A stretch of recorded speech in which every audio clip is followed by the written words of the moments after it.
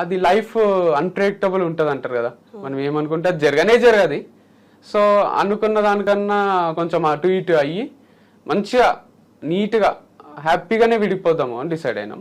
So అదే post పెట్టినాము. But November October కూడా మీరు కలిసి పోస్ట్ ఈ 1 month లో ఏమైంది అంత సివియర్గా? అంటే సివియర్గా కావాల్సిన అవసరం ఉండదు. కొన్ని ఎట్లుంటాయంటే separation is a big thing. Ya true, but when we are not happy with each other it's better to lead separate life happily అనిపించింది.